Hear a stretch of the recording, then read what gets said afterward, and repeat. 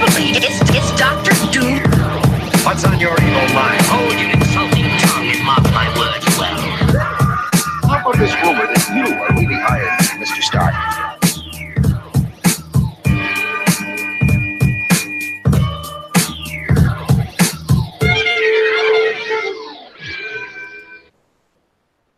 Despite playing a side game of Jenga over here, welcome to another happy episode of the Comic Book Chronicles.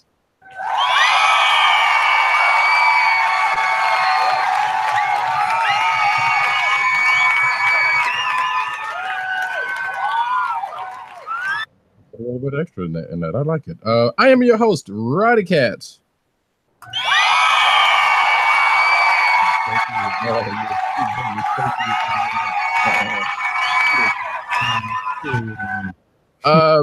With me tonight, the man behind the soundboard, and I don't know what's going on with my brain right about now, but it's good. We're gonna be all right. Is the one, the only, the man, the myth, the legend, the Luis Standard. No, I'm not gonna go. That's not even right. Agent _70. What is up, everybody, ladies and gentlemen?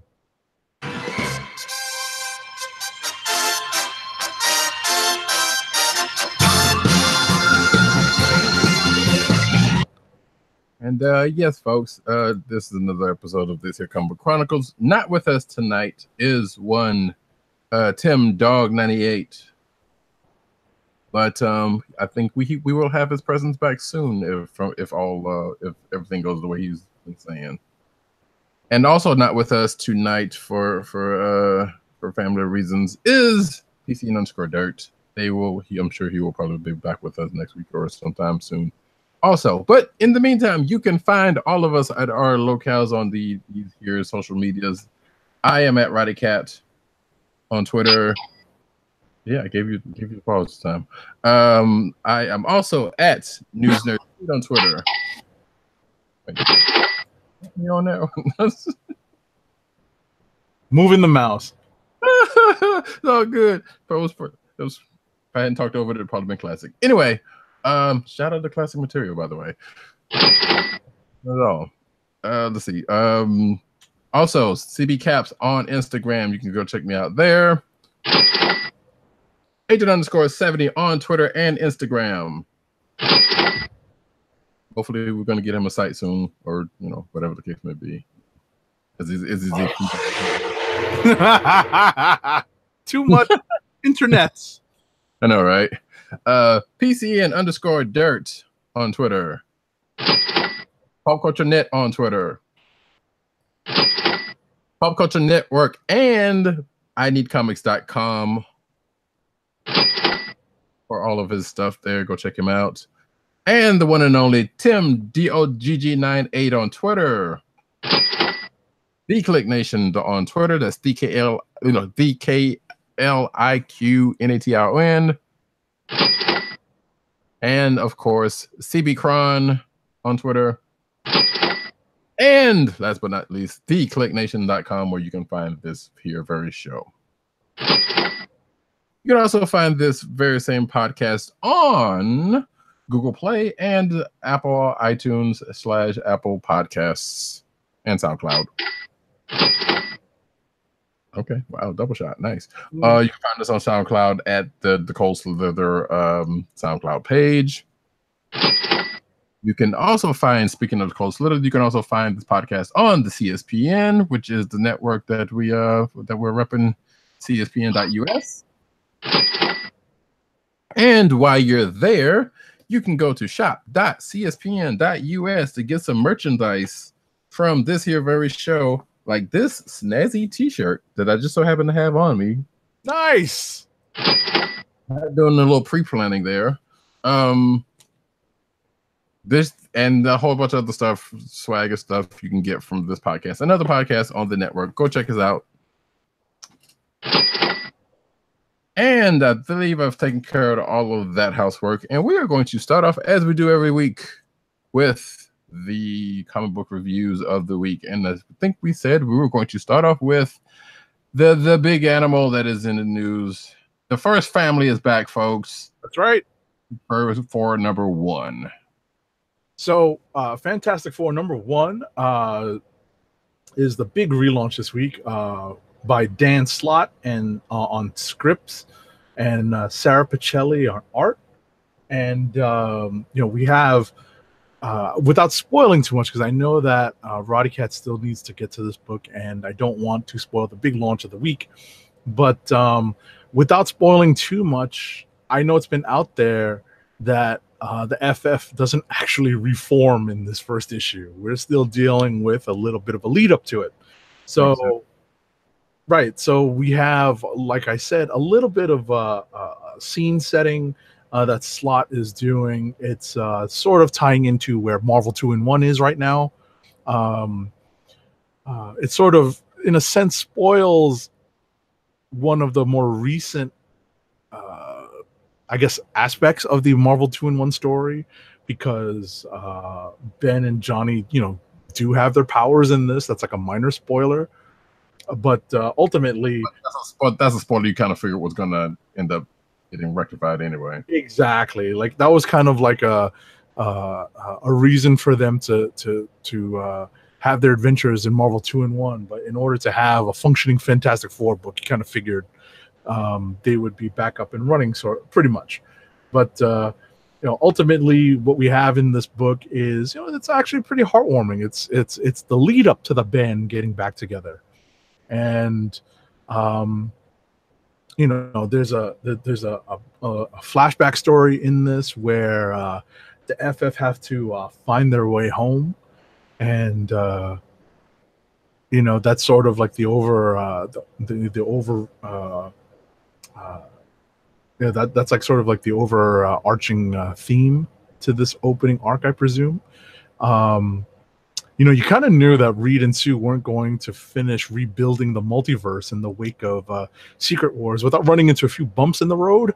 So it appears we're probably going to learn very soon what those bumps in the road, in their road back to Earth, actually were. So I can that's pretty much where this issue is. There's a couple of really cool lines. I think Slott is going to have some fun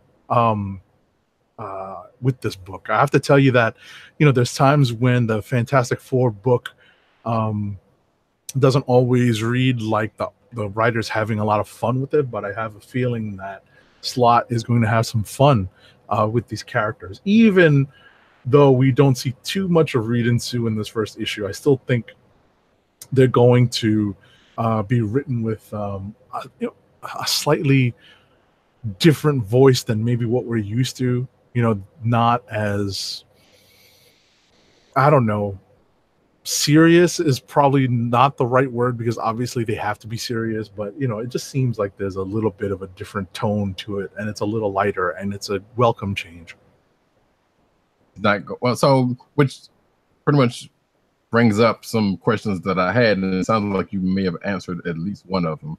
But I was going to say before that Slott's actually starting in a pretty interesting place, because you would think, like, okay, you would think from on high, it was like, okay, why don't we wait till they get to get everybody back in place before they start this book off? But they chose not to do that, which means that Slott can pretty much finish doing part of the lead up that he needs to do in the book, and that's like that could be a whole arc or two, right, in the can already. Right. To a certain extent, they spoiled it in the solicits, to be honest, because the solicitations for issue 3, I think, basically spoiled it, because those just came out. So right. But to be fair, I mean, if you're not looking at the solicits, that's not a exactly. We are in a position where we'll be watching out for the solicits for one reason or another, but in general, people probably wouldn't. Exactly.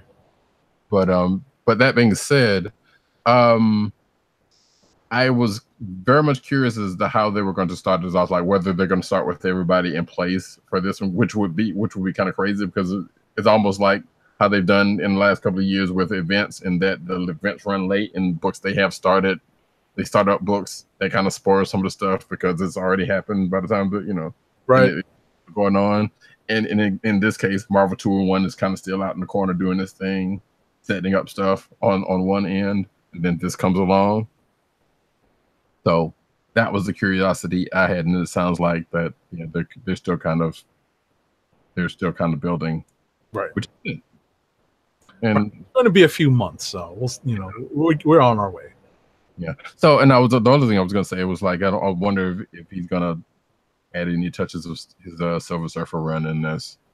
Eventually, and it's funny that you mentioned that because there's a couple of books out this week that had real ties to recent miniseries, and it's funny that you mentioned, like seeing how they would wrap, that the same. What I meant to say is writers who have had recent miniseries, who have written recent miniseries, are wrapping those stories and tying them into ongoings, and that's going to come up very shortly in some books that I'll be talking about. So it's interesting that Marvel, that some of these writers are doing that. Which, yeah, you got to figure when they do retreats and stuff, they kind of have all these threads going, or even within the writers groups themselves. Mm-hmm. I would, some of the stuff is quite calculated in order that it's kind of gels up. Right. Which and have like good introduction to like a certain concept, or a certain dynamic, and then they just like pick that up and run with it. Mm-hmm. So that's good, because you kind of hate going into a series or even the mini series and you'd be like, well, wait, something's going to come out of this, or even in the ongoing series, like, wait, where did they pick this up from? Which, granted, if you're not reading the mini series, in a lot of cases, as we've said, like a couple of weeks ago, mm-hmm. some stuff, and you kind of hate in certain cases that you have to read these little side stuff in order to pick up what's going to happen in the ongoing. So, but sounds like this one is not that bad. Yeah. So, I don't know.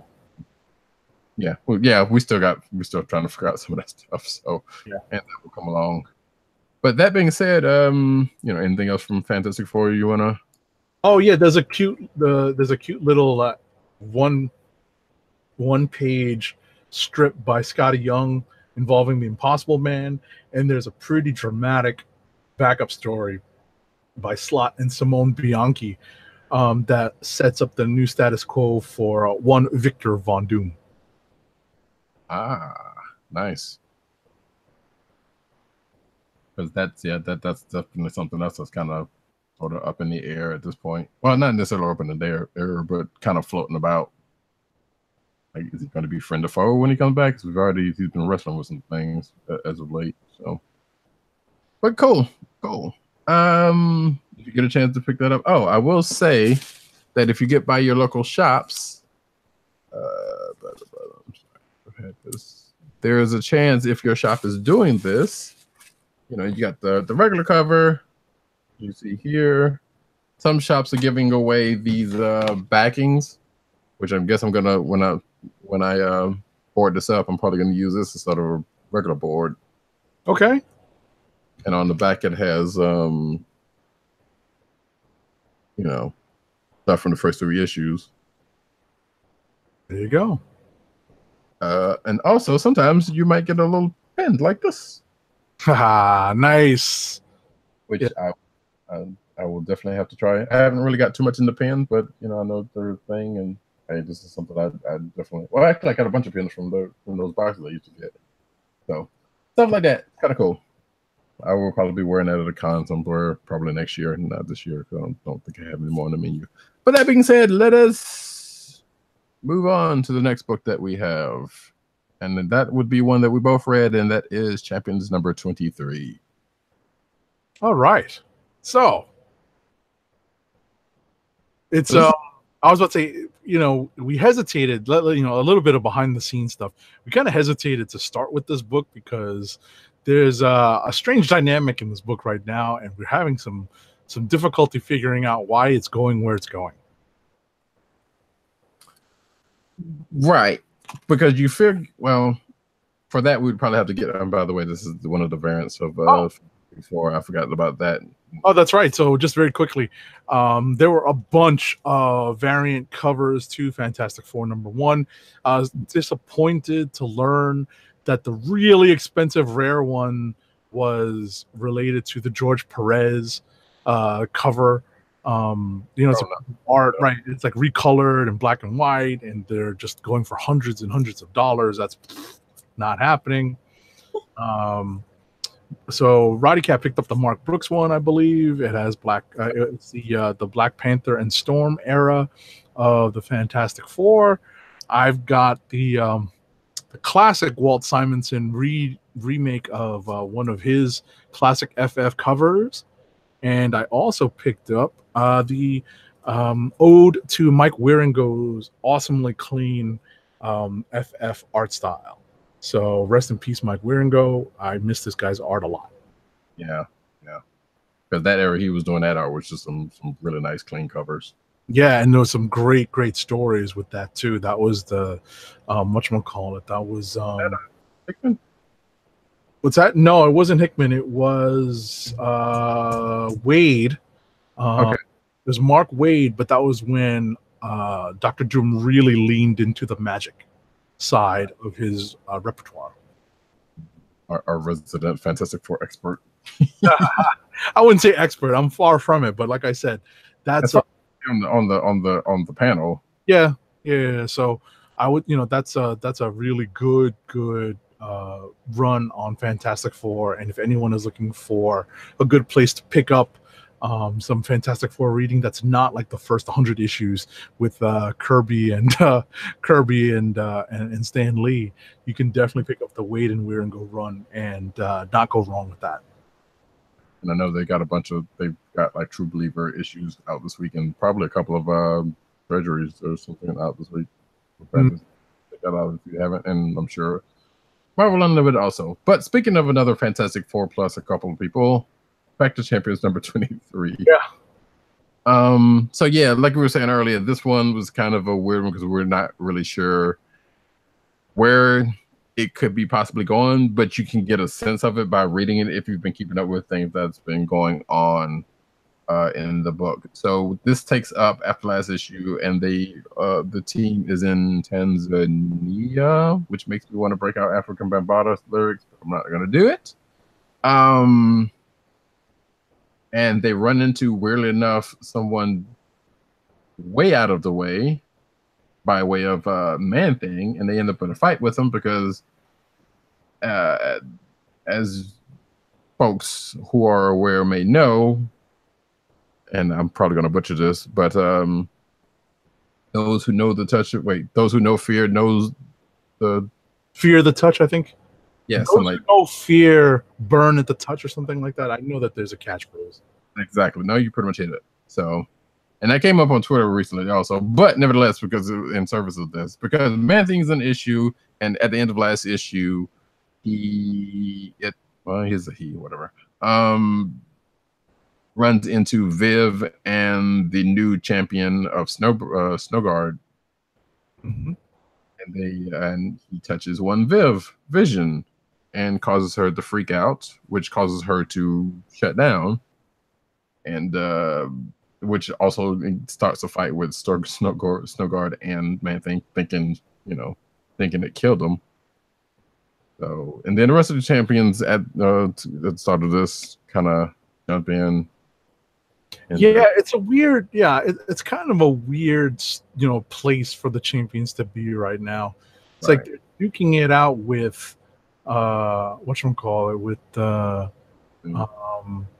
the Man-Thing, and there's a little bit of explanation as to why Viv is reacting the way she's reacting, and what's going on sort of internally with Viv. But it's a weird way for who's writing the Zub now, right? Zub, yeah. Right. It's a weird way for Zub to kind of set up how he's going to advance the storyline with Viv and her emotional core, and how she's dealing with a lot of her past trauma and what's going on in the team, with the team right now. So, to bring in the Man-Thing to kind of move that story forward, it's just a kind of a weird story setup. But I'm willing to let this go forward because I particularly like this team dynamic now that Amadeus isn't the totally awesome Hulk. I like the fact that Riri Williams isn't, like the female Iron Man running around. Like she's her own character, with Right. her own armor, and it's everything looks like, the Marvel form of the new Teen Titans, and like it's got a great. It's honestly, I love that dynamic between the characters, and that's what sells the book. Right. I agree with that. And yeah, like you can kind of see, like, because it almost feels like, all right, clearly the whole big picture of this issue was the thing with Viv, Right. and the rest of it was just dressing. However, you can kind of go back, because now that I think about it, you can go back to a couple of issues back when they picked up Snow Guard and they were fighting the Master of the World, which, man, that's not a obscure character. Who also makes an appearance in this issue. And I'm sure all of that is going to play into, whatever Zeb's trying to do with this arc. If not, that'll be kind of disappointment. But it seems like the big thing about it is getting Viv to a different place, maybe dealing with what's going on with Sam. Mm-hmm. At the end of this, because at the end of this issue, he literally is in another place. But we don't actually know what he's gonna do. We just know that it is a premise that he's using. Although it as weird as it seems, it makes some kind of sense. Because if you play it from the part of Viv and the fact that she had a couple of issues back shut off her motion sensors or whatever the case may be, because she didn't want to deal with didn't want to deal with her issues. Then to have Man-Thing kind of come in and bring that back out just full blast, kind of just puts it front facing. Right. So, in that respect, it makes sense if that's what if he was trying to make that a big thing, which we don't know for a fact, but that's what it seems like so far. But outside of that, it does seem rather weird to be kind of going this route, but it still works so far. So we'll see how it goes. Alrighty. So we have champions in the book. Let's see what we've got in common with PCN_Dirt, because I don't think Tim gave us more than his choice for click of the week. So you and Dirt got a couple of together. Right. Let me go with I'm gonna jump over to DC for a second. Dirt and I read Superman #2. This is Bendis's latest Superman, and I love Dirt's notes on this. Boring, Bendis talky, nothing happening.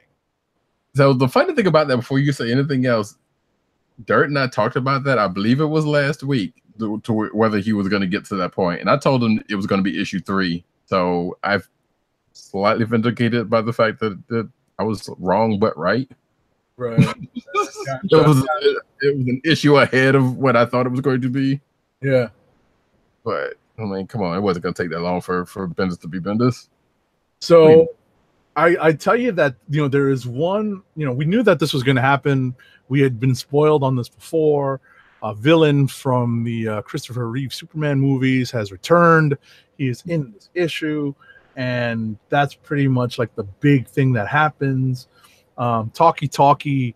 Like, honestly, I've read this issue in a couple of, it was over the course of a very short bus ride back from the subway station, and that's really, a quick ride. So, I was just pretty nonplussed by this whole thing. There's lots of talking, not a lot of stuff happening.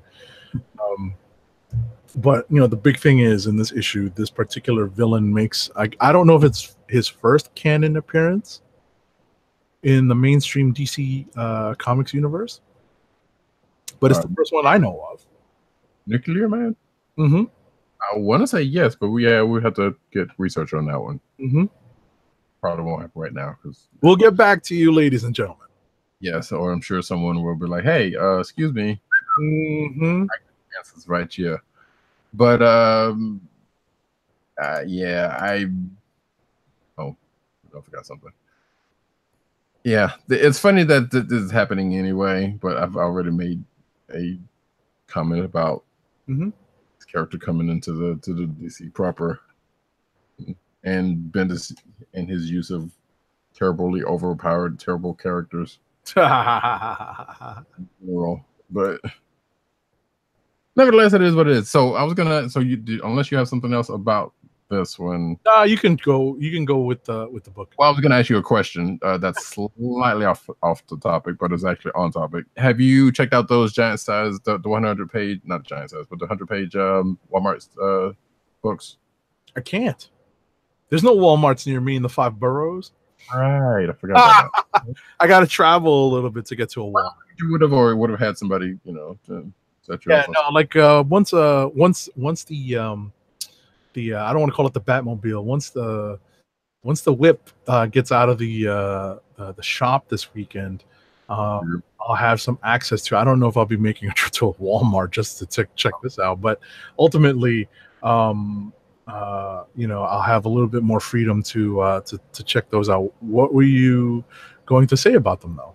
No, I was just curious if you read them or not. We had already kind of talked about them in the last couple of shows past, so there's not much else. I was just wanting to see if I've seen them. No, not yet. Because I ended up getting a couple of them and I forgot they're back there somewhere, but I haven't read them. The one I didn't find was the Batman one, which not surprising. Okay. Because it was sold out. But yeah, I've been meaning to dig into those at some point. That's all. Gotcha. So, that said, we can move on to pick a book that you want to talk about, because I've still got another one I can talk about that I have in common with Dirt. Sure. Let's stay on the DC train for one quick second. This is you know what? No, let's not do that. Ha ha ha ha ha. That book is not even worth it.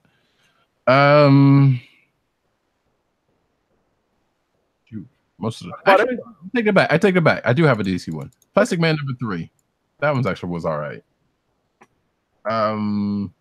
So yeah, Plastic Man's got a miniseries. If you did not know, sadly, as my note says, still no Penny, still no Hula, still no Baby Plas, and this makes me sad. But this has been a fairly entertaining book, I dare say. So, Plastic Man is in a way they kind of revisit his origin, because as you may or may not know, he was a hood named E. O'Brien, and he got tossed into a vat, not unlike a vat of liquid chemical stuff, not unlike a certain version of the Joker. Mm-hmm. Instead of coming out laughing, well, actually technically he kind of did, but he came out all rubbery. Mm-hmm. And with a warped sense of humor. But anyway, so in this one, they, like I said, they've kind of revisited that a little bit in the beginning. They still kind of bring it up every now and then. There is he's really getting help from Man-Bat. Right? Okay. Which Man-Bat is not very much known for helping things. And if most people probably know of Man-Bat from the Batman animated series, which I want to say there was probably a reference to that, but I could be wrong about that. I don't know. Regardless, so we're still in the middle of this story where he's trying to, Plastic Man's trying to help this kid out who he's met, who kind of reminds me of I don't want to say a character, but a person that was on Jesus and Mero, if you know that show. But so there's this kid, and there's this cabal of these super geniuses that he just found out from this one secret agent person who I think works for Spyro. I'm not sure who in the world she is, but and again, some revisitations from Plastic Man and his past and people of his past, that without going too far into specifics. I will say that this has been fairly entertaining, but don't expect anything from the old 70s TV show. Wait, is that a play? Yeah, that's definitely a play on the Alex Ross Kingdom Come #3 cover. Which does the Plastic Man cover? Yeah. Oh yeah. I'm just trying to think. I'm trying to figure out if that's actually Alex Ross doing the cover. I think it is. Yeah, I don't know. Cover artist Alex Ross. Yeah, he's homaging his own art. Gotta love it. Look at you picking them out. I've never been that well. There's only certain artists I could actually pick out because they're just that distinctive. Right, but Alex Ross has painted 1 and 2. You read King Come. I think that's the cover to number 4. You know, that's after the bomb drops. You know. Yeah. So, but that's cool though to get Alex Ross on a book like this. That's actually impressive. Because you wouldn't think they would have been like, no, well, we're gonna save him for something bigger. But it's Gail Simone, so maybe she called in a favor. Yeah. Or something. Who knows? But regardless, like I said, I would say anybody who's a follower and fan of Plastic Man, this is definitely not. Well, if you're a fan of Plastic Man and you know of the old 70s TV show, it doesn't play that much on that. There is jokey jokes, but it's not as light as that show was. Oh, and being that it is a I believe a 6-issue miniseries, it's pretty much hit the it's starting to go around the bend. Oh, okay. Is it 5 or 6? I believe it's 6. Yes, it is 6. So, but it's still been, I'd say, it's entertaining enough for people read. Pretty much, I like his best without getting into specifics. All right. I like the art in this. This makes me want to pick it up and read this. Oh yeah, it's some pretty good art. That's cool. Wait, did you read? Oh, okay, wait, did you read Exiles? No, I meant to. I'm behind. I'm a few issues behind, so I need to catch up. How is it going so far? So let's go ahead and get into that real quick. And I don't think Dirt read that either, so no. So this is the start of a new arc. In Exiles fashion, they're kind of the calm before the storm seems like, but they've kind of gotten onto a, I don't want to say stumble, but they've latched onto a new mission that seemingly goes back to, how Exiles usually goes, really. And she says you're a couple of issues behind, so first arc is over. Things happen. If you know anything about Exiles, something happens before it gets good. I mean, not before it gets good. I should not saying like that because that's doesn't sound right. But before things get settled, and then they get off and do something different. Which in this case, we find the team chilling in the Bahamas. They're actually helping out, rebuilding and stuff while they're relaxing. And speaking of art, there is a weird art choice for one of the characters that pops up that you will probably see on CB Caps that when I get around to doing it, because it's definitely not the same art. I don't think, I should check. It's definitely not the same artist who's been doing the book, but one character in particular looks weird and yet strangely familiar if in another camp. If you're familiar in another camp of cartoons, I will say that. Sorry, I'm looking that up. Where is that book? Oh, here it is. No, wait. Okay, no. So I think it is the same artist then. I have to. I have to. I shouldn't. This is what killed podcast folks. Trying to do. Just kind of. Okay, no, it's a different artist. That's what I thought.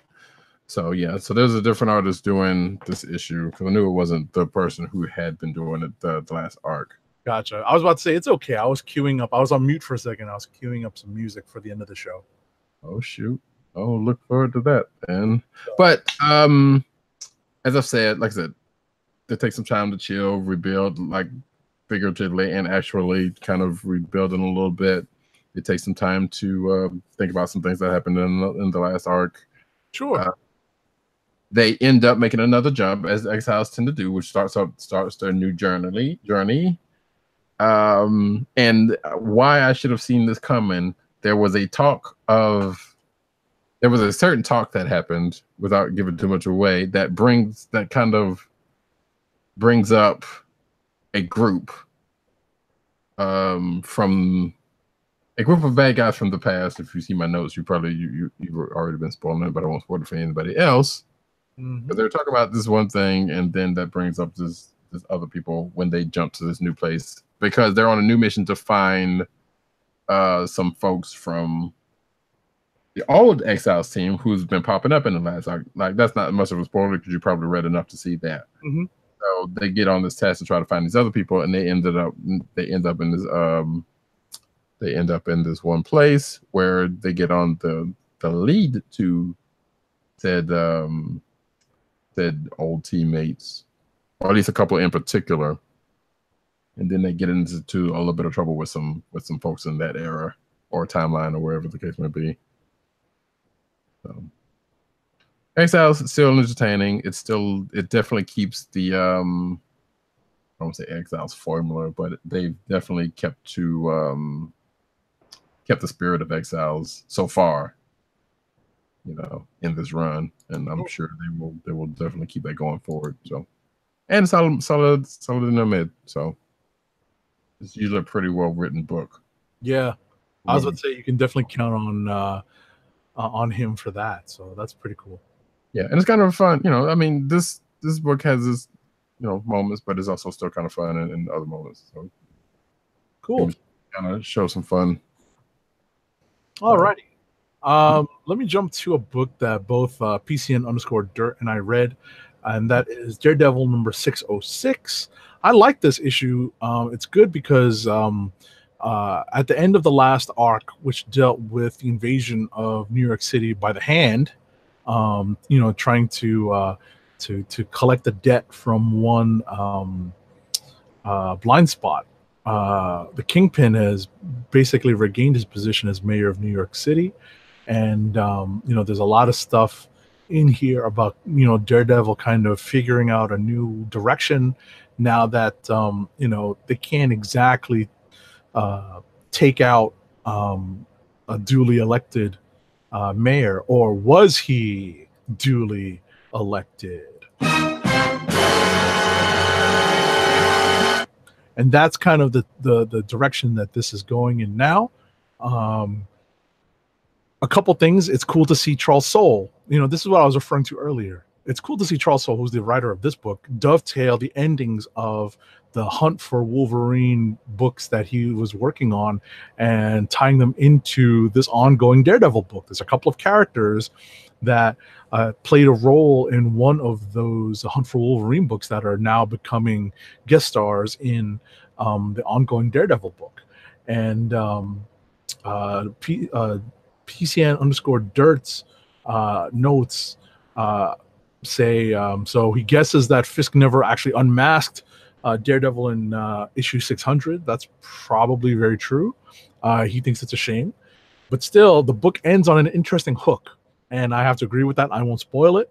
So if you're looking to catch up on Daredevil, this is probably a good place to jump on, because you don't necessarily have to know everything that happened in the last 4 or 5 issues with the Hand invasion of New York. But now this is a great place to jump on and see where Soule is going to take Daredevil and the current status quo in New York going forward. Okay, cool, Bill. Got another one you want to pop out there? All right, so I'm going to talk about something that I know Tim Dog and I both read, and that is Spider-Man Annual number 1. Actually, PCN_Dirt read this too. So about that. Yeah, I'm kind of surprised. That Dirt's notes on this were, so he guesses that there's no new secret identity for Miles. I guess not yet. Will be, as we know from I don't know if that's going to stick, but from what we know of Champions coming up from the solicits and whatnot. Right. So not yet. That's what I said. So I read this as the flashback story it's meant to be, which is it's kind of like a mix of Miles kind of first gaining his powers in the ultimate corner of the Marvel Universe. It's not 100% clear. So I did see the first I did like kind of skim the first page or two. Is that the part you're referring to, or is this like later on in the story? No, it's during the story. You know, that was my impression. I could be mistaken. I read it as it was flashing back to the early days, and you know, it's hard to understand how Miles's origin is merged in the 616 Marvel U, and how that plays together, because you know, obviously some of that stuff is canon, some of it's not.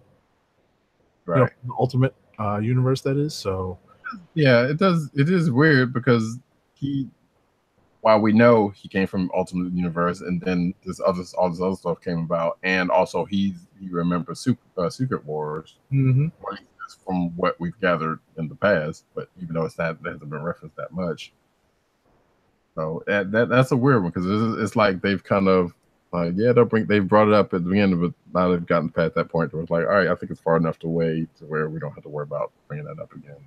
right.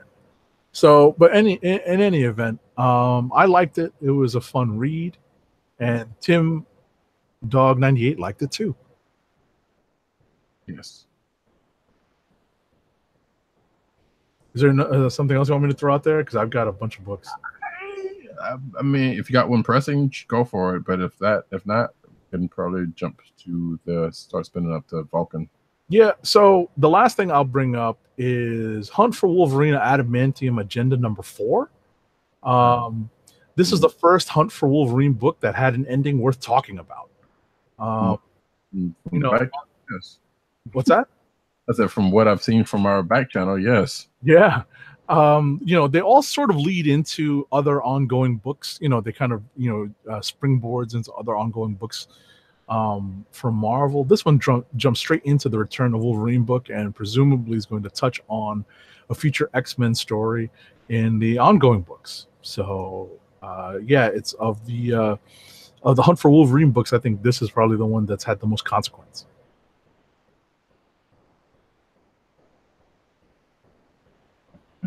All right. So if that's that, I'm going to spin up the Vulcan and we're going to go rapid fire. Ready? Yep.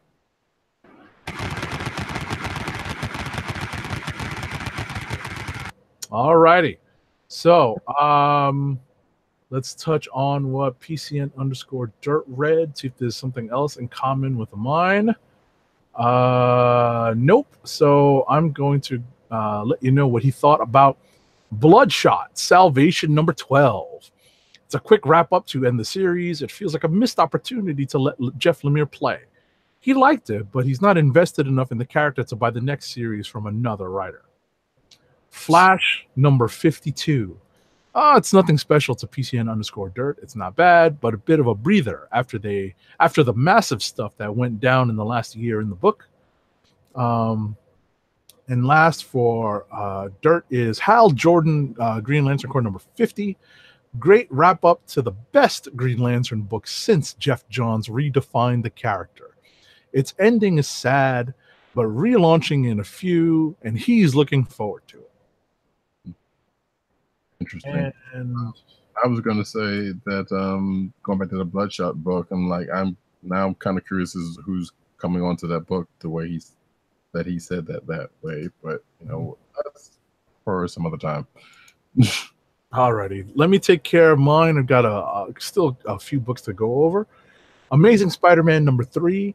Nick Spencer is taking this opening arc in an interesting direction, sort of giving Peter Parker everything he's always wanted, almost. It's hard to split someone completely in half. Now there's a spoiler for you. Catwoman number 2. Well, we sort of understand what Catwoman is up to after leaving Batman at the altar. It's still not all that interesting. If you're a real hardcore fan of Catwoman, maybe it's interesting for you. Mech Cadet U number 11 by Greg Pak and Takeshi Miyazawa. This is the penultimate chapter in a series full of great moments. This is going to read so well in a collected format. I'm going to love giving like the collected edition of this to people as a gift because it's going to look and read so well. All righty. And that's it for me. Yep. As I get back to mine, we have Domino number 5. So Domino is basically facing off against enemies of Shang Tsung, the Master of Kung Fu, who is there just kind of watching, chilling. Did you say Shang Tsung? I did say Shang Tsung. I didn't mean that. I was like, are you coming off of a Mortal Kombat marathon? I actually watched it. Granted, it's been like a week or two when I watched them, but yeah, I actually did watch both of those movies. Oh, one of them, and then I started watching the other one. I was like, okay, let me stop. But anyway, Shang-Chi, the Master of Kung Fu, who has been mentoring her to try to get her groove back, aka her powers under control, because they've been kind of leaving her the last couple of issues. Meanwhile, her friends Diamondback and Outlaw has been facing off against the people who have been after her and messing with her powers to some great effect. And actually, they basically took on L's as far as we've seen. But Domino, again, as my notes say, gives her groove back. So I think she's going to be back in fighting for him relatively soon. Cool. While also mentioning the crush for Shang-Chi. Titans, number 24. So the source, at least I have in my notes, the source wall brings forth a fantasy world by way of the writer of said fantasy world. The story is kind of meta in a way, if you think about it, and there's been a switch, and not the Nintendo kind, because yeah, the source wall seems to be a catch-all for a lot of things lately. So, which I guess that's how they do the thing. So I can't complain too much, but I will. And I believe actually that is it for me. So we can go to clicks of the week. Muted. It's time for I was about to turn it off. But we're going into clicks of the week.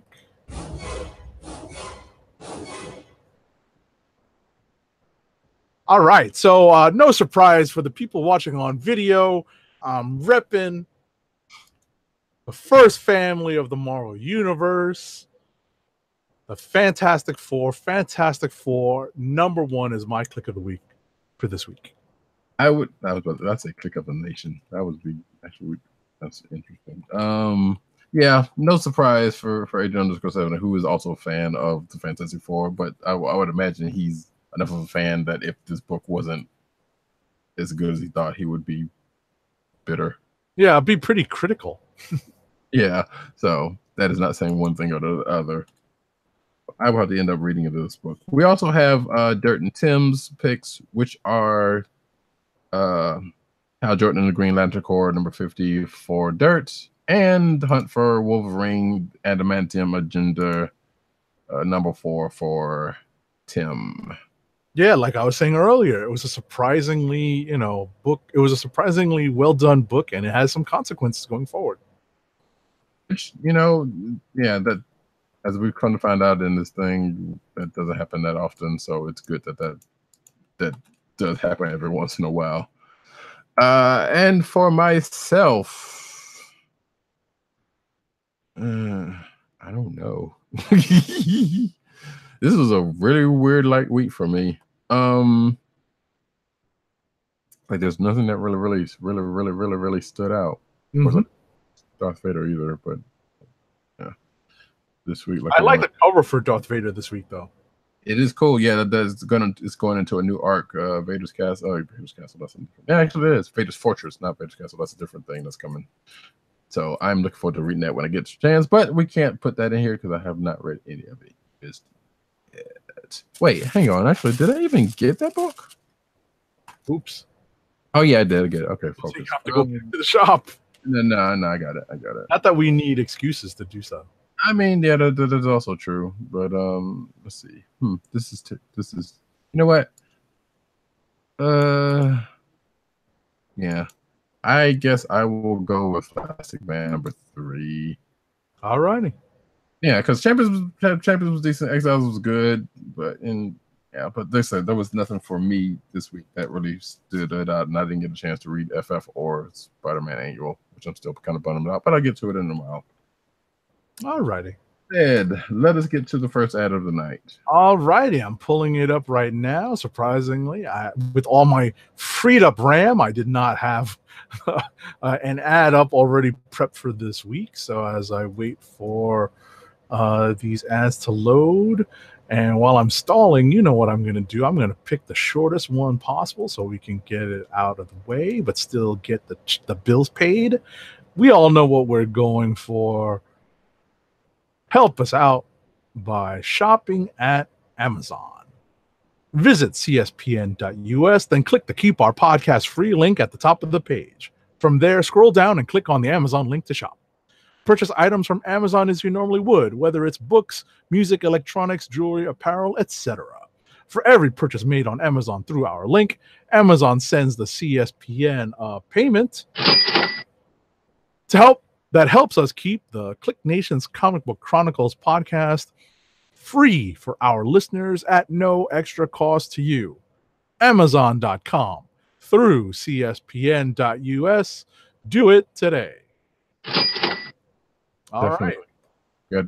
You have to remember to get like a graphic first, but I never know which ones you're going to do anyway. Until Exactly. Just kind of running at random. So, unless you're looking at the video, that doesn't matter. Which you should check out the video sometimes because hey, we got some good stuff to show.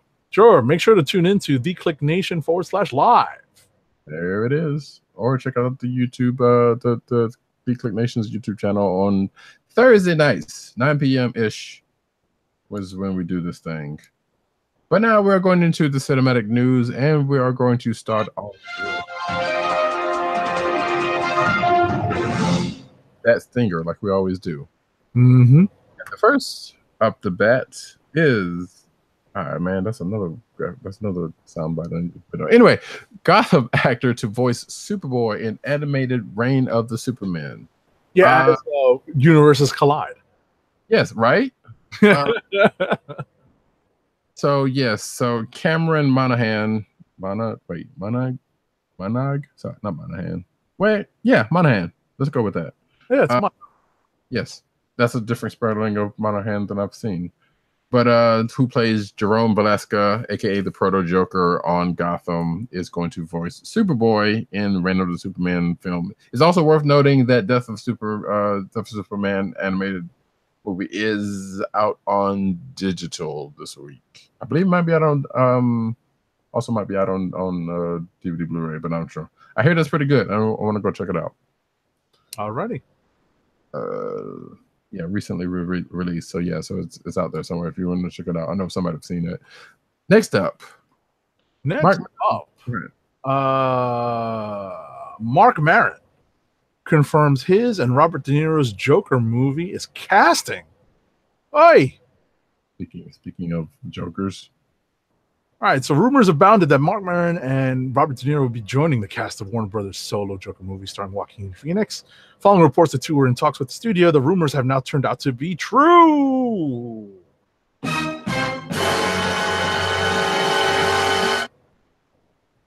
On Maron's WTF podcast, he confirmed all rumors of his involvement with the film. He and the celebrated Oscar-winning actor are a part of the cast. As what? We don't know yet. Wasn't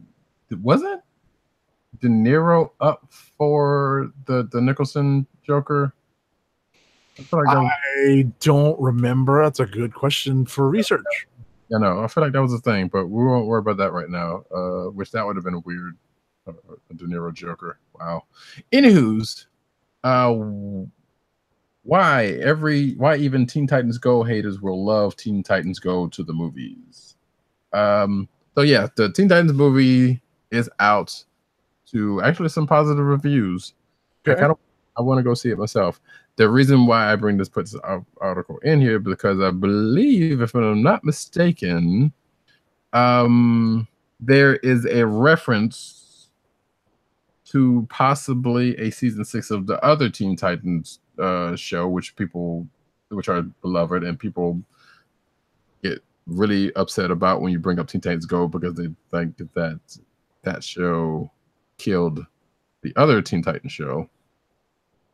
So it's quite possible that we could get a revival. We could get a season 6 of Teen Titans based off of something that was brought up in the Teen Titans Go movie, if this article is to be believed.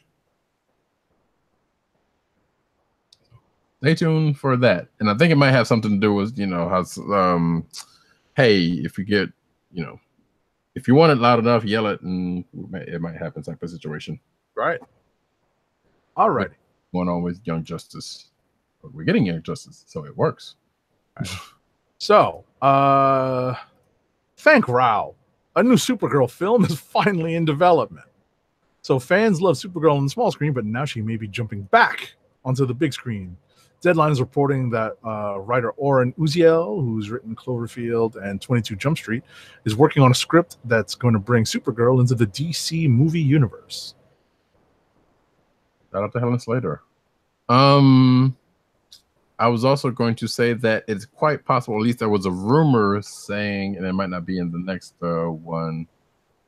It's not in the next one, but that the Supergirl movie may be the replacement for the Man of Steel 2 movie that's rumored to may or may not be happening. Oh.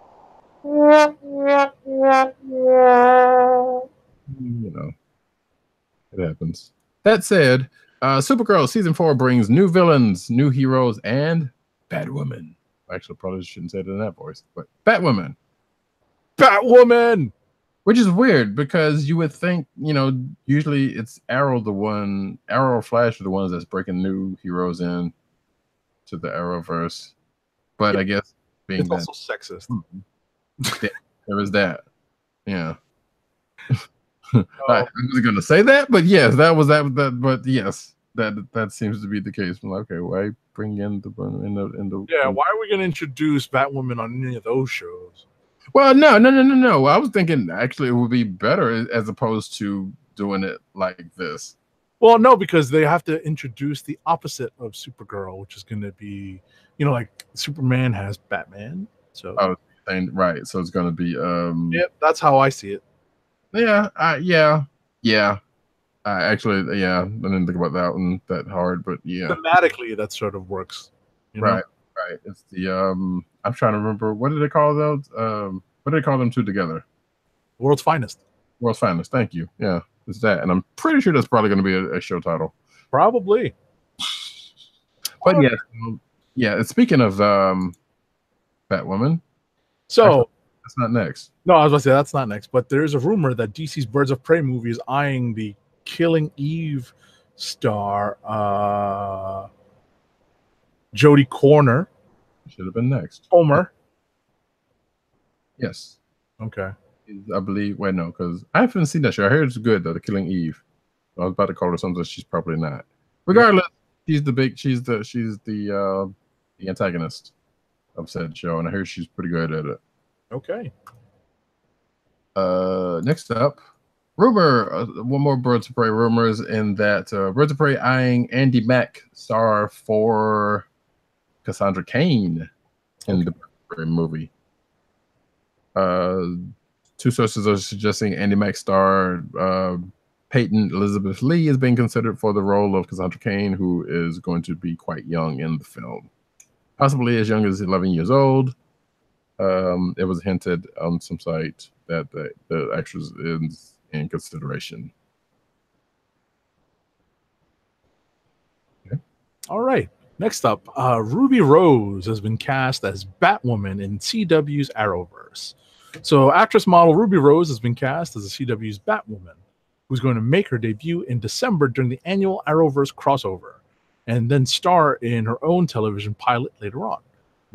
Batwoman's arrival was announced in May, with the network later making official its plans for a new television series, overseen by Greg Berlanti and written by Carolyn Dries.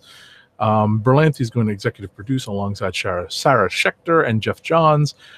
Ruby Rose, if you're not familiar, has had a few notable roles. I still, despite Roddy Katz mention, I have not seen Triple X, the one where Vin Diesel came back to the role of Triple X. Yes. What, the last one? Right, the most recent one. Yes. I still haven't seen either. Oh, you haven't? Okay. But I know Ruby Rose from her turn in the most recent John Wick 2. And I can just, imagine, her doing a pretty good job based on her performance in that as Batwoman. Interesting. She's so next thing you know, there'll be a John Wick / Triple Nine. It's not going to happen. Ah, So it is actually also worth noteworthy that so some folks are saying she's going to be the first openly gay or LGBTQ actress playing an LGBTQ hero character, which I thought about that and I was like, well, wait, didn't we have old girl playing Black or White Canary? But I don't know if she is actually, but her character is, so it doesn't really matter. But regardless, she's not. I'm going to say, to quote Astro from the Jetsons, "Right on roll, Rorge." But regardless, she is definitely not the character she's playing is definitely not the first one, as some people are stating on Twitter. She's definitely not even the first one on the CW, much less as a female TV. But regardless, hey, and there has been a lot of outpouring of support for her in this character. Cool. Yeah. Which, yeah, now that you said she was in John Wick 2, and I've totally forgot that she was in it, and I still haven't seen the Triple X3 or whatever you want to call it. And yeah, they probably did good on this one. All righty. Moving right along. What's next? Superman actor Henry Cavill wants to play Geralt in Netflix's The Witcher series, which someone weirdly said on Twitter, and I don't know why I'm even paying attention to that closely, saying that he was, he wants to do this because he's tired of doing Superman. That's either that's some hard speculation on that part, because that doesn't mean that at all. But I mean, that's not to say that Cavill's probably not, probably trying to get away from the role. But regardless, that was the stretch to say, yeah, this equaled that. So if that, I guess when that Netflix Witcher series comes off the ground, we'll let you know. Yeah, we may or may not see Cavill, and being that they don't have to take care of his mustache because he's got a full beard, so don't have to worry about that. The character, not Cavill. All right. Next up, Marvel's Daredevil season 3 is confirmed for 2018 release on Netflix. So after months of speculation, go ahead. Yeah, I saw something that was out today. I'm like, that's not right. That can't be right. What? That Daredevil season 3 was out today. Or at least I got a notification. Oh, no, not today. Yeah, I think that's a mistake. Yeah, so I don't know what that was, but yeah, anyway. After months of speculation, the third season will premiere before the end of this year. It's confirmed by Netflix CFO David Wells, and I know that there should be some other news probably scrolling down about casting. No, probably not. Oh no? Okay, so I'm just going to drop it right here. I believe it's been confirmed that the Bullseye actor has been cast. The actor who's going to play Bullseye has been cast. I felt like that one was out already, but I don't know. That might have been last week, and it was towards the end. It might have been in last week's news. Not even sure. It's been a weird couple of weeks, so I'm charge my head for that one. FX CEO blames Marvel for canceling Deadpool animated series. Too bad, so sad. Kinda. I mean, it's tough because wasn't Glover. Yeah, exactly. Donald Glover involved with that. Mm-hmm. That it was. So yeah, we don't know where it's. Regardless, it's not going to happen. So it kind of doesn't matter who's to blame. There you go. I mean, sure, you can pin it on somebody, and I'm thinking to myself, like, did he actually say this for some reason? I mean, it was like, well, it's their fault, not ours, or it's like it's their fault, and maybe people get mad enough, and then they'll think that Marvel's going to say, okay, let them do it. Type of situation. Like, I don't know what that was for. Regardless, it doesn't matter. We'll see. Yeah. Next up. Is it my turn? Your turn? My turn? Go for it. Black Panther, his third film ever to cross $700 million in ticket sales stateside. Nope. Yes. I was about to say, whoa. It's all right. It happens. But yes, so Black Panther's still making money. Wakanda forever. It's all great. But wait, does it say what the other two movies are? Probably Infinity Wars. No, it's not yet. Infinity War's still catching up. Here we go. No, here we go. The film is also one of 4 films to hit the 1 billion. Oh, it's also one of the 4. So it did actually hit $1 billion. That's right, because that was the thing from joining Infinity War, Jurassic World, Fallen Kingdom, and The Incredible 2. Wow, The Incredible 2 made a bill already? That's crazy. So here we go. Huh? Still haven't seen Incredibles 2. I still haven't either. I hadn't seen the last couple of Jurassic Worlds either. Star Wars: The Force Awakens and Avatar, both being the other films that crossed the 700 million mark domestically. There you go. Oh, halfway good company. Next up, Nick Fury and Maria Hill will appear in Spider-Man: Far From Home. So, spoiler word, I guess Avengers 4 they come back. Hey, duh. I was about to say, I'm like, that's a spoiler right there, but okay. I mean, kinda, yeah. But hey, it's not like we didn't know a lot of that wasn't going to be the case anyway. Mm-hmm. So somehow the pair with the magical pager is back, and this time they'll be in Europe. Vulture reports that Samuel L. Jackson and Kobe Smulders will co-star in Spider-Man: Far From Home. So here's my question about this. The first one had Tony Stark. This one's going to have them two. Are they kind of saying that he can't and shouldn't take a movie by himself? Like, granted, we don't know what their involvement is going to be, but if it's anything like the first one, and they're all up and through it like Tony Stark, well, I wouldn't say all up and through it, that's a little hyperbolic, but if they're playing relatively sizable roles, in like Tony Stark's did, I could kind of question that. Yeah, we'll see. Yeah, but we'll see. We'll see. All right, so next up, ABC and Marvel are discussing launching a new television series, hopefully better than Inhumans. Oh, this is where it is. Can't be that hard. So yeah, there's been talks. We don't know what it is. We don't even know if it's actually going to be a thing, but we just know there's going to be some talks. That's right. Oh, this article brings up Damage Control, which was supposed to be a thing, and also the Jessica Jones-esque series that was also supposed to be a thing. And also a John Ridley show ran Marvel series that's potentially supposed to be a thing. We don't know if any of those are it or if it's something completely different. It's probably not Agent Carter like it should be, but stay tuned for that. Next up, report: Jon Favreau's Disney streaming Star Wars show to cost $10 million per episode. Exactly. That's a lot per episode. For real. So okay, like granted, like Westworld and shows like that are not cheap. We know this.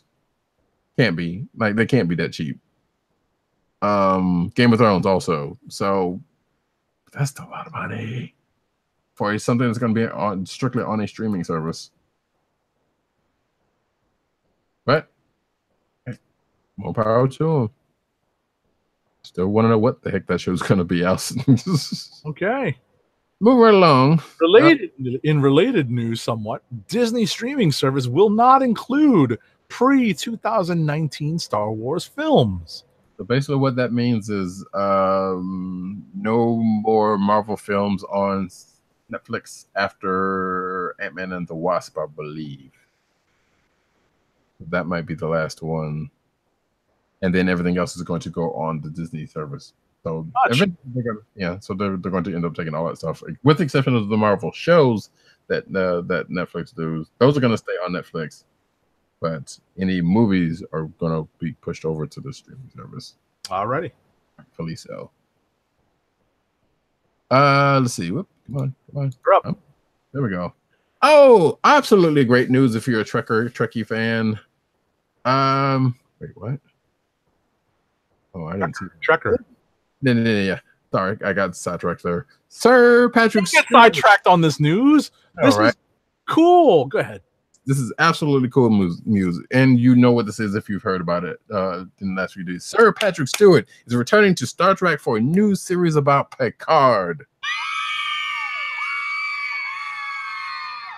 So this news came out at Star Trek Las Vegas convention that happened this past week, and he was on stage for that. We still don't know what fully this show is going to be, but what we do know is that it's going to be about Picard. I don't think it's going to be him commanding a starship. I don't think. Like the aftermath of his service in Starfleet. Quite possibly. Maybe he's an ambassador, which I think they probably try to lean towards that during the course of near the end of the show anyway. Mm-hmm. But is it going to be? I think they've even said it's going to be like it's going to be the same Picard, but in a different light. From I think it's yeah. So the article says here, a live panel for the announcement at Star Trek Las Vegas, Stewart was also quoted as saying that, quote, "It may not be the John Luke you know and love," citing experience and change as changing factors in the development of the character. So yeah, that would suggest it's like could be possibly after his service as captain. There you go. Ambassador or something. We don't know. But regardless, this was the news that got people all kind of in a tither. Excited to throw their money at CBS's streaming service. Basically. I mean, because we weren't exactly like jumping at the bit to throw our money at what was the new Star Trek series on? Some of us weren't. Like, there are people that definitely threw it in through money. I did. I still haven't watched. Yeah, they were like I was about to say the real Star Trek, the Trekker diehards, And there are people who are like, I don't want to see it because it's weird. But anyway, but whatever. But I mean, at the end of the day, I think people are always much like it was with Netflix. People are always going to be hesitant to kind of jump on board, like be the first passengers on that particular streaming service boat. Well, but now, even the ones that are coming up are the same boat because, like, yeah, okay, there's some stuff we want to see. Like, even like you said with that one, like, yeah, the Discovery was one thing for. Oh, that's right, Discovery. Okay. Yes, but like that can't just for that one show. That's not one thing. Like, granted, that's like hey, I'm gonna do the trial and check out the first season and bounce back over because it's CBS. Like a lot of their shows play in other places anyway. Right. It's more along the lines of like it's that extra impetus. Yes. And they've definitely said that they're going to be basically building up the network with more Trek stuff. Anywho's. Right. Okay. Next up, the Why the Last Man TV show is going to use computer-generated graphics for Ampersand, the monkey. Okay. Because it's so hard to find a real monkey these days, right? They don't want to deal with PETA. I don't know. I you know what? If somebody actually said that, I wouldn't be surprised. But I feel, I don't know, it would probably be cheaper to do that. So that's why I have a problem with believing that one. But you probably have some. That might be right. We don't know. There's a reason. Who knows? I guess I'm not even gonna speculate. It doesn't even matter. It doesn't matter what you're. No, I'm kidding. No, actually, flashing back to 90s Attitude Era WWF WWE. Actually, you need to get that sound clip. Yeah, I know. We could totally use that one, and I meant to tell you that a while back because I ran across that GIF. But yeah, so that's the thing. There's really not much to say about it. We don't know why. Okay, but they do cite, not wanting to get a real life monkey for whatever reason. Who cares? Chris Pratt's Cowboy Ninja Viking movie delayed indefinitely. Hold on.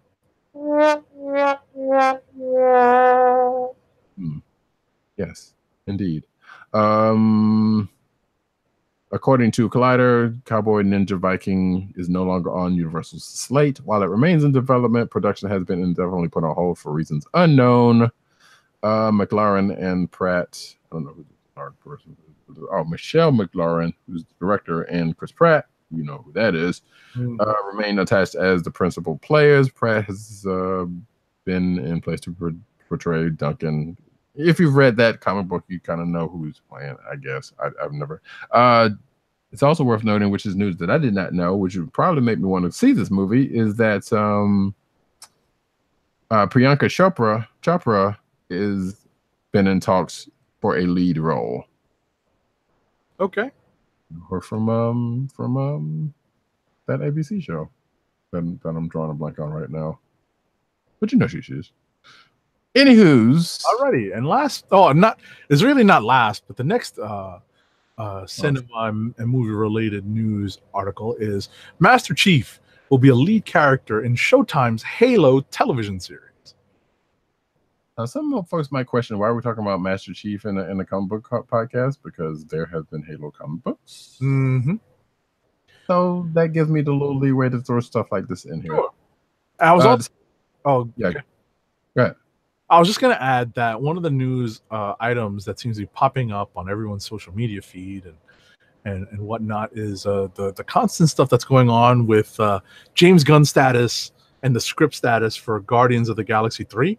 So there's so much of that stuff that's just speculation that, I understand why Roddy wouldn't necessarily post news. Yeah, I was gonna pick out at least one or two, but all of it's pretty much just it wasn't speculation and rumor. But ultimately, we can just tell our listeners and viewers out there that the situation is still not settled. That's the best way. I mean, the most I'll say is like, hey, people that have been outspoken are saying that you can possibly or potentially saying, at least if you go through some sites, saying that potentially may not be wanting to be attached anymore if James Gunn is not around. Mm-hmm. Particularly saying that. Again, all the stuff is still ongoing. We don't know what's going on. So I tweeted out my thoughts on this. So check it out on @agent_70 on Twitter. Yeah, and I've said mine in past shows, and so if you care, you can go back and look at the last couple of episodes, or check out the last couple of episodes, if you should please. But whoa, that was my mistake. You know why? Because I just realized that my keyboard is set to my new soundboard. Oh, very nice. That's why when I misplayed, what was it, the ba-dum-dum on the Black Panther thing, that was a miskey.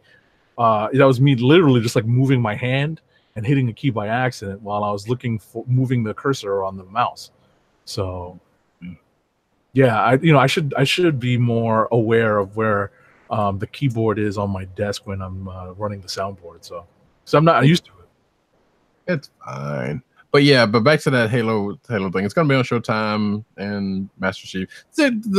This is non-news. Well, it's news, but it's not news because they've done Halo stuff that actually wasn't Master Chief, but a Spartan or some of the ilk. So, including one Mark Coulter actually, who played one that said Spartan in one of those things. But yeah, so Master Chief is going to be the main character, and it's going to be on Showtime. Okay, that's just that. Alrighty. Big duh, because it's Halo. Why wouldn't it be Master Chief? Mm-hmm. Anyway, on to news. Oh, nice. DC's 7 Soldiers welcome you to the Dark Multiverse in Sideways #7 preview. All I keep thinking about is that song by Citizen Cope, but it's all good. So yeah, I'm not up on anything. Got me. Yeah, that whole sentence is just whatever. Go for it. Somebody knows about it. So Dan Abnett closes his Aquaman run with a Suicide Squad crossover. So Dan Abnett is going to Aquaman 40 concludes Dan Abnett's run, and I guess Suicide's gonna have a part in it. Scuba gear. Speaking of runs ending in the DC comic universe, Hal Jordan and the Green Lantern Corps is closing Robert Venditti's run with issue number 50. Indeed. Wait, what? Wait, so which means that's this week's. Yeah. Okay. So so it ended this week with Mirror Run. So maybe it went out with a bang. But I think Dirt did say it's coming back, which that makes sense. He absolutely did. I think it's Hal Jordan by himself though, right? If I remember correctly. I'm not 100% sure. I believe that's the case. Regardless, doesn't matter. Rolling Stone. Scott Snyder confirms he's on Justice League for at least 50 issues. So if you don't like it, you're gonna have to wait 50 issues. Yes, exactly. Nice. So for some odd reason, Snyder just had to put this out there somewhere and say, just for clarity, I'm on Justice League for at least 50 issues. Wrote in the post on Twitter, not going anywhere in it for a long time. Yeah, but every 5 issues or so issues of Justice League will be a Legion of Doom chapter where James Tynion IV tells the story from the villain's side and reveals big secrets. Slightly almost like what it did with Wonder Woman, except for it's every 4 issues. And Star Wars kind of did something similar with the Kenobi stuff. And wait, and they really stopped doing that. I just realized that. Wow. Anywho, that's the thing. Take it. Alrighty. Bendis and Gleason have a major project coming after Action Comics. So Bendis has no plans to leave Action Comics anytime soon, but his creative partner, artist Patrick Gleason, is moving on from the title, and Bendis says they're going to team up on a major project in the future. So, okay, I wonder if that major project has anything to do with the stuff that's been that you see in this week's books. Got me. Because I've noticed there was, well, because I think he's got like 2 books that seem quite similar. I should point out that they're advertising in this week's books. Nope, that's not him. It is him and somebody else, but that's not this one. So maybe it's not, and I think the other one was not also either. Either way, hey, there you go, something else from Bendis. As far as those other 2 projects that's in the Disney comics, they sound similar as heck. The stuff he's done at another place. Anywho, the next wave of DC's Walmart 100-page giant covers is here. So, issue 2 of Superman, if you're watching the video, check out the cover for that. There is an ongoing story going through all of these, so which is another good reason to probably check some of these out if you get your hands on all of them. No word of whether they're doing these digitally or not. I don't know. I haven't seen. Batman cover. Is that a Jim Lee cover for Huntress? You would probably know better than I, sir. I just can't tell from here. I'm gonna have to Google that. Seems like because they don't have any distinguishing marks as far as art is concerned. Or actually, I don't think they've had any writers like any credits on the front of these joints. Here's the Justice League one, and there's the Teen Titans one. Okay. But yeah. Oh wait, is there another one? Nope, that's it. So yeah, well, they should be coming out soonish. So I thought I saw somebody on Twitter saying that they were being out already. I don't know. I couldn't tell you. Next up, Logan will face a new villain in Return of Wolverine. This was by our own Tim Dog 98 who wrote the story. Just putting that out there. Didn't have to say that, but I did anyway. So he's going to get a new villain. That's pretty much all we know. It's just that the Return of Wolverine, they'll be introduced a new player to the Marvel Universe, will certainly raise some eyebrows. And someone named Persephone had a hand in bringing the... Wait, what? It is quite possible that this Persephone had a hand in bringing the former X-Man and Avenger back from the dead. I missed something in that story, and I'm not reading that story, so I don't know what the heck you're talking about. You got me. And also Heart Claws, which that seems so stupid. That's just me. What's next? Anyway, Marvel 2-in-1 is headed for a reboot, maybe. So now that the FF is back with us, or about to be back with us, it seems as though Marvel 2-in-1 is preparing to take a step back or in a different direction. Chip Zdarsky's hinted at in a Reddit AMA that he's preparing to conclude this chapter of the book for obvious reasons. According to the writer, the series will be reinvented following the return of the first family. So we were talking about this last week, or was it week before last? Again, whenever the last Marvel 2-in-1, I can't remember if you were you were not here on that one. It was because it was dirt. Because he was asking me about whether the last issue kind of starts to set up Fantastic Four, or it seems like it's going to keep going, similar to the way it was. And there has been rumors that they were going to go back to the classic Marvel 2-in-1 style format to a sense. And we kind of get a sense of where they're going to start from the solicits.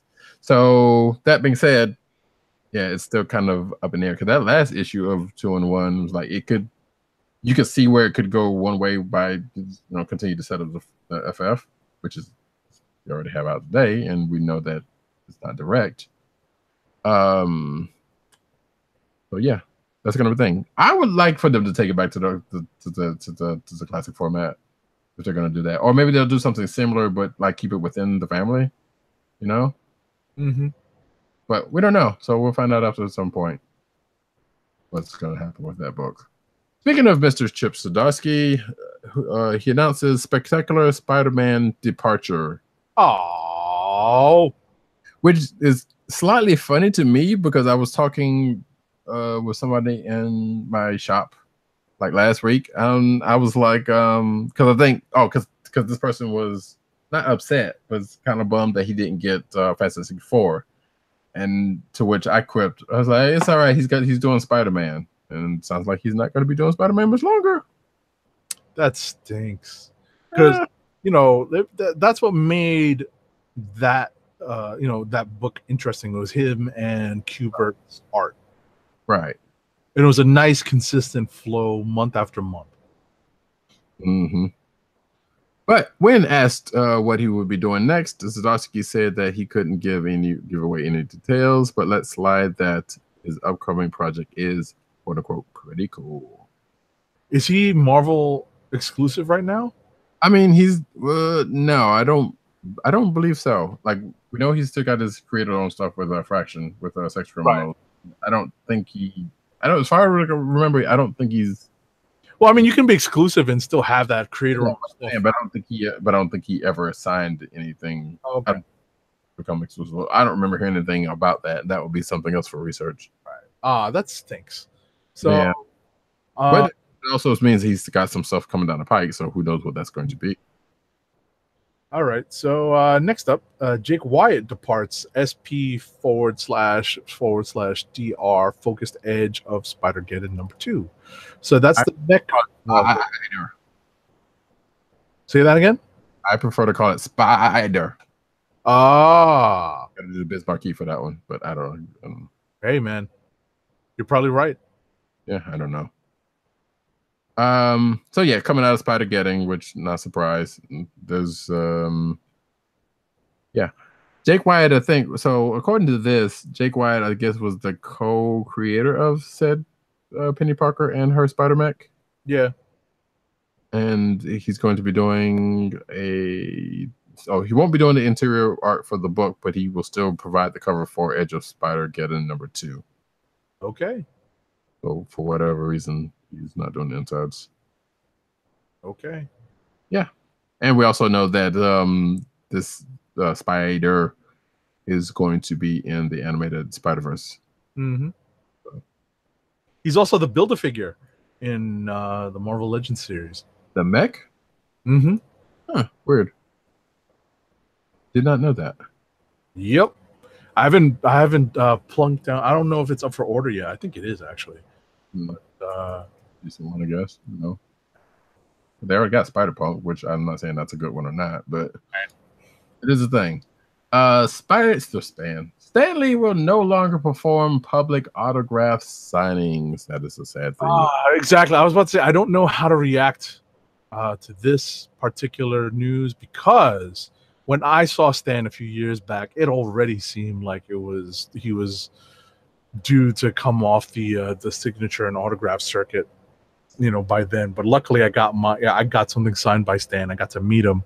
Didn't get to shake his hand, but I did get to speak to him, if only briefly. So I'm very fortunate to be able to have said to say that I did that. I saw him walking down the convention center when I was at Heroes Con when he came to a couple years back. That's about as close as I got. and I didn't go for the signing because it was like money. Yeah, it's like $100 or something like that.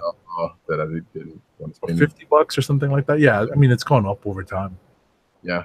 So and giving recent events with past things on Stanley Watch, and given that that whole thing with presumably his blood is in some autographs that people are selling, I can imagine why he would stop doing that.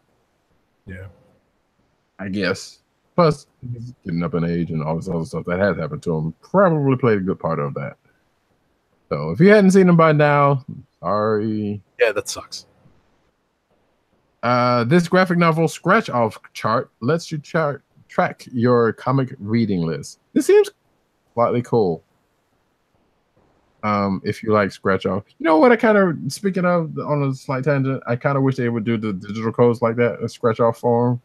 But at the same time, I also realize how for people to kind of be like get that out already, take a picture with your camera. Seriously.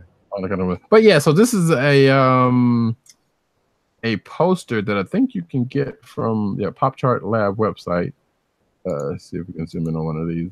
That basically like almost like poster stamp size scratch off. I don't know. It says how big these things are. There's 12 by 6 inch posters. It costs $25, and they have a bunch of graphic novels pictures on them, and you scratch them off, and I guess it has something underneath them, or the covers underneath them, something like that. Okay. So you'll find stuff like Batman Year One, Killing Joke, Usagi Yojimbo, Sandman, Fun Home, stuff like that. So there's a bunch of stuff that you'll see on these posters. It's a neat idea, though. Like I would be curious, is like, so is it going to be more mean more if you don't scratch them off, or you do? I don't know. Regardless, hey, you can go check them out. Alrighty. I'll read the news on this, but the notes on this are is that your note? Look, a little peek behind the curtain. All I do is just take from the article. So this article is about Hellboy, the board game, which leans into the weirdest adventures Hellboy, aka Big Red, has been on. This is coming from a report from Gen Con or Gen Con. Is it Gen or Gen? I keep saying Gen Con, but I don't know. Gen Con 2018. I really want to go to that one year. And shout out to Matt Wayne 97, who said he's been a few times, missed it this year. So Gen Con is basically the board game centric convention of the year, the big one that a lot of people that I see on my timeline like going to. So, and yeah, there's going to be a Hellboy board game and miniatures galore and stuff, all that kind of with some Mike Mignola art and figures doused in for good measure. I was going to say that I'm sure this would be something that our very own PC Dirt would like, but he's just a fan of Mignola's art. I am not being able to say his name right now. That is crazy. Regardless, it's a thing for you board game fanatics. Go check that out whenever it comes out sometime later this year. Spotify to stream Archie animated comics, so they're going to be like motion comics, I believe, if I read that right. There's going to be a 6-episode series that's being adapted from Mark Waid and Finola Fun Staples' fairly recent run of the Archie comic book, which basically is the reboot. Yeah, and they're going to be on Motion Comics on Spotify sometime soon. That ought to be weird and interesting, I guess.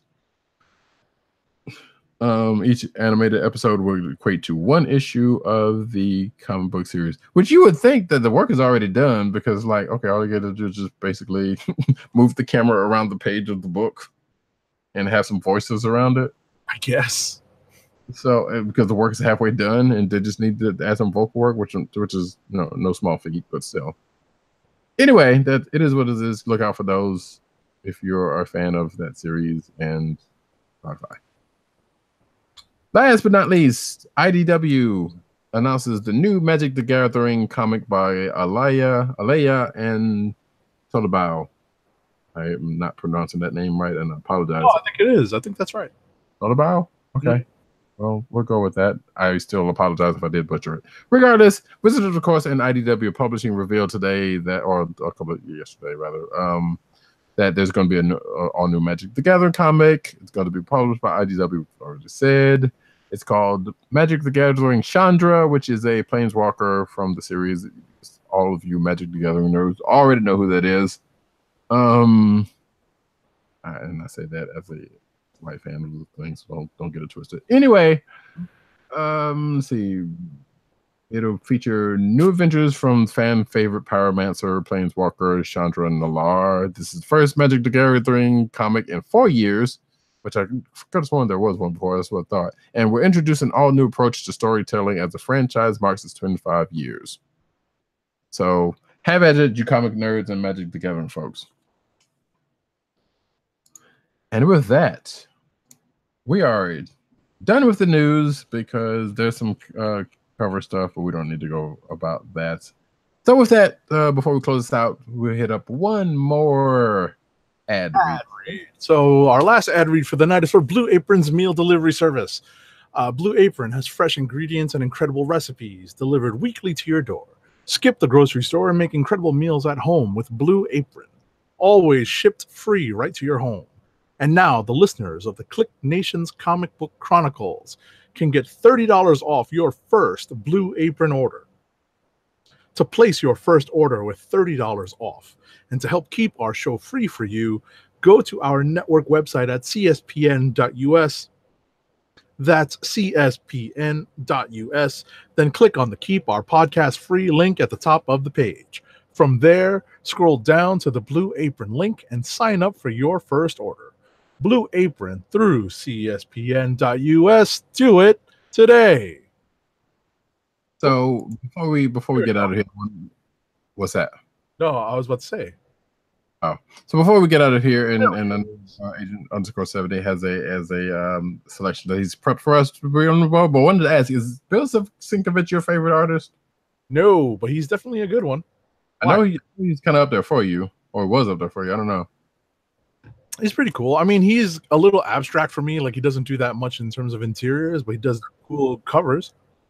Yeah, which I think, I guess that's what his claim to fame is, more covers than anything. So, okay. But before we get out of here, I wanted to give a shout out to this article that is in the clickbait section, which if we ever get a chance to put that out as an article somewhere, that would be awesome. If you know about the infamous One Punch from JL, was it JL? JLI? Yeah, I think it's Justice League International. Yeah. So Batman punched out Guy Gardner, which is always awesome to see a reference of. So this article has a reference to the number of times that has been referenced, including the original one. You might want to go check that out if you so decide. That being said, we're come to the end of another episode of this here Comic Book Chronicles. We will be back next week. Same bat time, same bat channel. But before that, we will be remiss if we did not shout out the fact that Agent _70 is on Twitter under that name and Instagram. PCN _Dirt on Twitter and Pop Culture Net on Twitter. PopCultureNetwork.com is where you can find this stuff, and also INeedComics.com. Our very own Tim Dad 98 is at Tim DODG 98 and The KLIQ Nation and CB Cron on Twitter. And also, of course, thekliqnation.com. That's TheKLIQNation. Don't ask me why I feel the need to spell that out. And of course, you find myself Roddycat at Roddycat on Twitter. No underscore. I'm the oddball out of this camp. You can also find me at News Nerds Need on Twitter and the Reddit under the same name of News Nerds Need. And of course, my Instagram CB Caps, where I cap comic book panels lovingly, just for you. So for you also. You can find this podcast on Google Play and also Apple iTunes, aka Apple Podcasts. And also SoundCloud, the Coastal SoundCloud page. Okay, sure. You can also find this podcast at cspn.us, along with a bunch of other fine shows. And last but not least, shop.cspn.us, where you can find lovely swag from this show, like this here shirt I'm holding up right now, if you're watching the video, and the mugs and stuff like that. Go get some stuff and rep us out. I did this. Well, I didn't do this, but I just threw that shirt up because I forgot I had it. But yeah, swag from us and other podcasts off the network. Go check them out. It's some good stuff over there. And while I set this up and Agent 70's got his thing out of the way. Yeah, I'll just say that I was on YouTube looking up Fantastic Four related music. I, for the life of me, just couldn't bring myself to play the 60s theme because it's not all that catchy. Please tell me you think you did. No, the 90s theme I thought about very hard. No, I was thinking something totally different, slightly different, but okay. No, but I definitely went. I didn't want to go with any of those. I figured I'd just choose pop music because, you know, one of the themes in the first issue is about making your way home. So, that said, let's take this show home. Oh, pick up the phone. Pick up the phone. Coming home. Tell the world that I'm coming home. Let the rain wash away all the pain of yesterday. I know my kingdom awaits. And forgive It's Dr. Doom. What's on your evil mind? Hold your insulting tongue and mark my words well. How about this rumor that you are really hired